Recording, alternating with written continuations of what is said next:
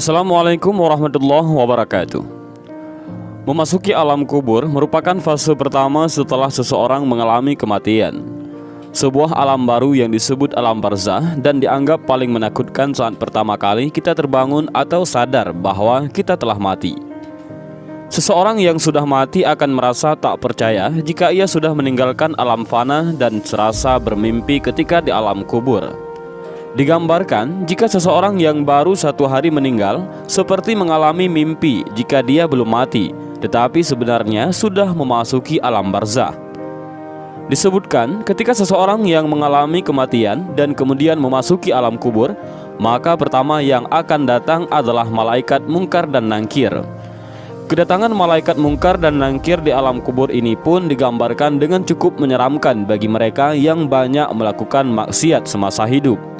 Tetapi akan nampak menawan bagi mereka yang semasa hidupnya taat di jalan Allah. Ketika pertama kali berhadapan dengan manusia di alam kubur, maka ada 6 pertanyaan yang akan diajukan oleh malaikat Munkar dan Nangkir. Adapun 6 pertanyaan di alam kubur ini menentukan perjalanan selanjutnya. Apakah dia akan di tempat bersama para nabi, ulama, dan umara di surga, atau justru memasuki neraka dan dihisab terlebih dahulu? Pertanyaan itu adalah yang pertama, man rabbuka, siapa Tuhanmu? Ma dinuka, apa agamamu? Man nabiyuka, siapa nabimu? Ma kitabuka, apa kitabmu? Aina kiblatuka, di mana kiblatmu? Dan yang keenam adalah man ikhwanuka, siapa saudaramu? Benarlah demikian, kehidupan alam barzah atau alam kubur banyak disebutkan dalam Al-Quran dan hadis, serta siksa-siksanya yang tanpa ampun bagi mereka yang berdosa, tetapi akan mendapatkan kelapangan dan ketenangan bagi umat yang beramal saleh. Dan berikut ini adalah hadis Rasulullah SAW yang menggambarkan perjalanan manusia setelah melewati fase kematian. Maka di alam kubur sudah menanti kehidupan baru dan serba asing. Hadis panjang Al-Barra' bin Azib yang diriwayatkan oleh Imam Ahmad dan disahihkan oleh Imam Al-Hakim dan Syekh Albani ini menceritakan perjalanan para manusia di alam kuburnya. Suatu hari kami mengantarkan jenazah salah seorang sahabat Nabi SAW dari golongan Ansar. Sesampainya di perkuburan, liang lahat masih digali. Maka Rasulullah SAW pun duduk ataupun menanti. Dan kami juga pun duduk terdiam di sekitarnya, seakan-akan di atas kepala kami ada burung gagak yang hinggap. Rasulullah SAW memainkan sepotong dahan di tangannya ke tanah. Lalu beliau mengangkat kepalanya seraya bersabda, "Mohonlah perlindungan kepada Allah dari azab kubur." Beliau ulangi perintah ini 2 atau 3 kali.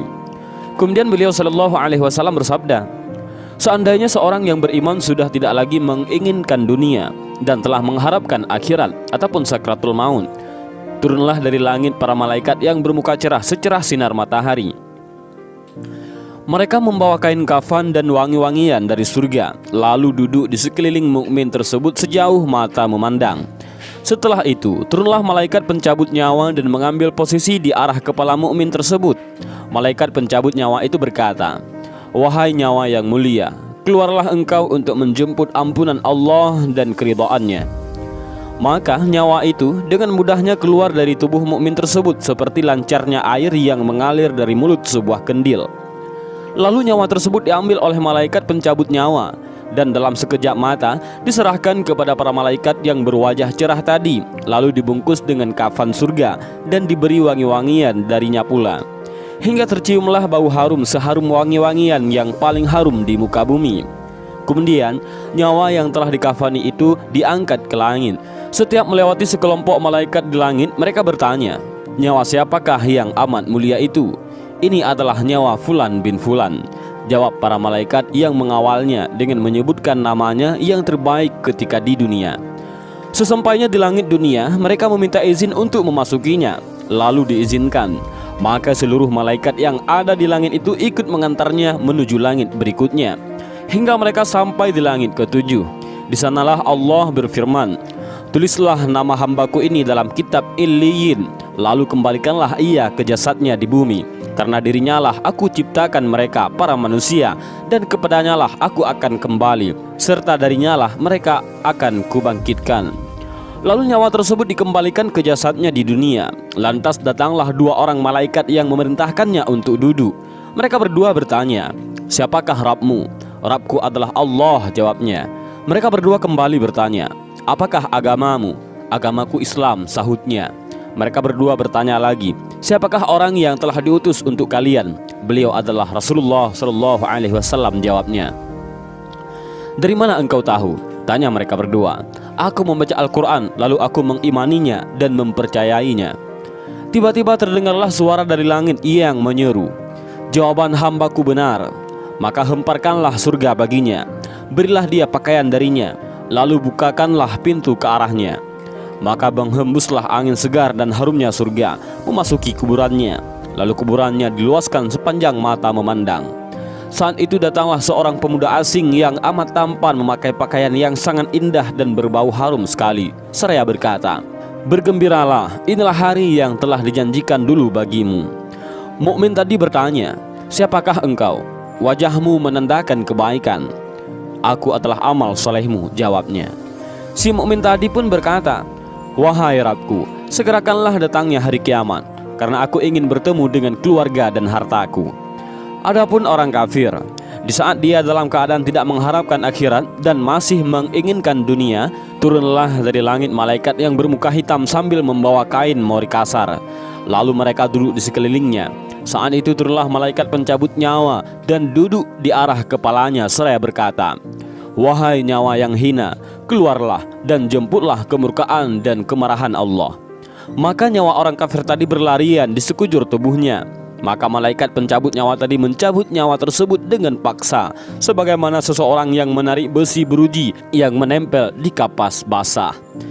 Begitu nyawa tersebut sudah berada di tangan malaikat pencabut nyawa, sekejap mata diambil oleh para malaikat bermuka hitam yang ada di sekelilingnya. Lalu nyawa tadi segera dibungkus dengan kain mori kasar. Tiba-tiba terciumlah bau busuk sebusuk bangkai yang paling busuk di muka bumi. Lalu nyawa tadi dibawa ke langit. Setiap mereka melewati segerombolan malaikat, mereka selalu ditanya, "Nyawa siapakah yang amat hina ini?"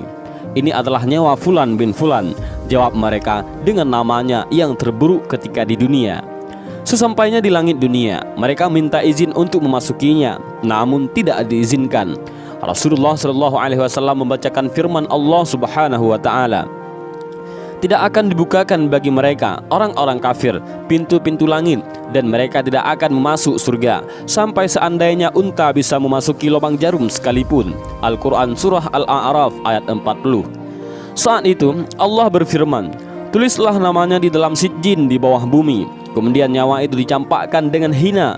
Rasulullah Shallallahu Alaihi Wasallam membacakan firman Allah Ta'ala, "Barang siapa mempersekutukan sesuatu dengan Allah, maka adalah ia seolah-olah jatuh dari langit lalu disambar oleh burung atau diterbangkan angin ke tempat yang jauh."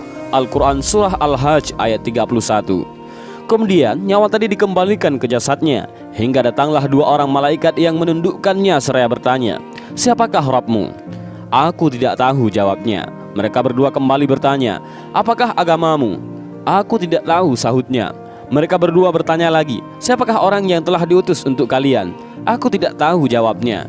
Saat itu terdengar seruan dari langit, "Hambaku telah berdusta, hamparkanlah neraka baginya dan bukakan pintu ke arahnya."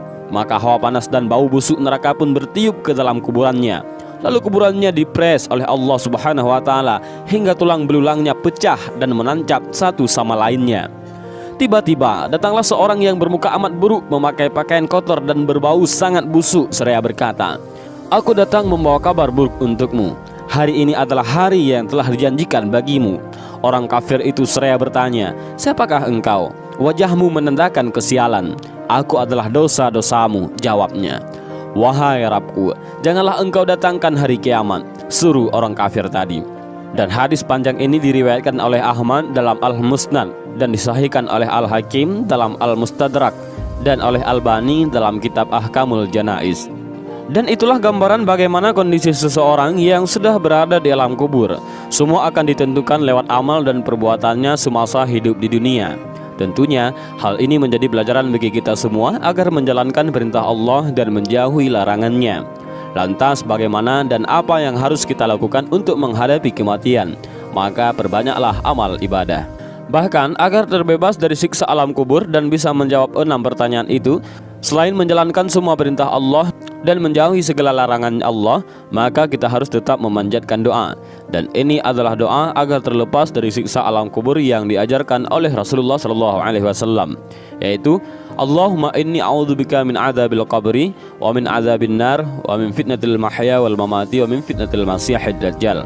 Yang artinya adalah, ya Allah, aku berlindung kepadamu dari azab kubur, azab neraka, cobaan hidup dan mati, dan fitnah dajjal yang terhapus dari rahmat Allah.